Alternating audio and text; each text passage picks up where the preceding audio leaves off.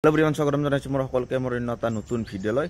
বাকি গাইস 91 সংখ্যক নলবাৰী ৰাস মহোৎসৱ যেহেতু যোৱাকালিৰ পৰা সমাপ্ত হ'ল, বাকি আজি ফাংচন আছে। বাকি যেহেতু সমাপ্ত হৈয়ে গ'ল আৰু 10খন কক্ষৰ ভ্ৰাম্যমান থিয়েটাৰ নলবাৰী ৰাস মহোৎসৱত চলিলে আৰু 21 তাৰিখৰ পৰা চলিছে আপোনাৰ 27 তাৰিখলৈকে। আৰু আপোনালোকে বহুতখিনি মানুহ মৰম কৰিছে ভ্ৰাম্যমান থিয়েটাৰক বা এই ভ্ৰাম্যমান জগতখিনিক। তাৰে মাজতে বহুত প্ৰশ্ন উপনীত হৈছে যে কোনখন থিয়েটাৰ, যেহেতু নলবাৰী ৰাস মহোৎসৱত ভ্ৰাম্যমান থিয়েটাৰৰ ওপৰত ভাল নায়ক এজনৰ বা ভাল শ্ৰেষ্ঠ অভিনয়ৰ ওপৰত বা ভাল নাটকৰ ওপৰত যিহেতু পুৰস্কাৰ পৰিচিত কৰে নলবাৰী ৰাস মহোৎসৱ কমিটিয়ে। আৰু তেনে ক্ষেত্ৰত বহুতে কৈ আছে যে কোনখন থিয়েটাৰ কোনটো দল আগবাঢ়িছে বা কোনখন নাটক শ্ৰেষ্ঠ হ'ব, তাৰ ওপৰত প্ৰশ্ন হৈছে।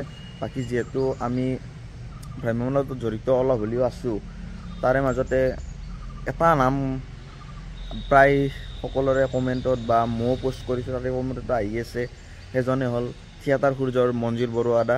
মঞ্জিল বৰুৱা দাৰ অভিনয় বোলে বহুত ফালি দিছে, ময়ো ভাল পাইছোঁ আৰু ৰাইজেও কৈছে। আৰু কমেণ্টত সেইটোৱে আহিছে মঞ্জিল বৰুৱা দা। আৰু মঞ্জিল বৰুৱা দাক যদি বহুতে ৰাইজে ভালেই পাইছে, মঞ্জিল বৰুৱা দাই শ্ৰেষ্ঠ হ'ব চাগে, সেইটো ক'ব নোৱাৰিম, এইটো কমিটিৰ ফালৰ পৰা সিদ্ধান্ত কৰিব।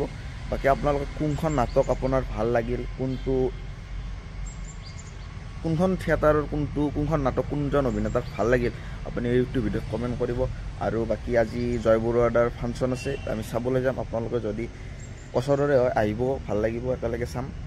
বাকী যদি ভিডিঅ'টো চাই ভাল পালে লাইক কমেণ্ট শ্বেয়াৰ ছাবস্ক্ৰাইব কৰিব। এটা সৰু শ্বৰ্ট ভিডিঅ' আপোনালোকক জনালোঁ। আৰু বাকী মোৰ চেনেলটো একেবাৰে ডাউন হৈ গৈছে, আপোনালোকে আগৰ নিচিনাকৈ এতিয়াও মৰম কৰিব, তাকে আশা কৰিলোঁ। ৰ'ব ভিডিঅ'টো এম কৰাৰ আগতে আপোনালোকক এটা কথা কওঁ, যিহেতু পুৰস্কাৰ বৰ্তমানলৈকে ঘোষণা হোৱা নাই আৰু যেতিয়া ঘোষণা হ'ব তাৰ ওপৰত মই ভিডিঅ' বনাই দিম। আপোনালোকে ভিডিঅ'টো পাবলৈ হ'লে মোৰ চেনেলটো ছাবস্ক্ৰাইব কৰি ৰাখিব লাগিব।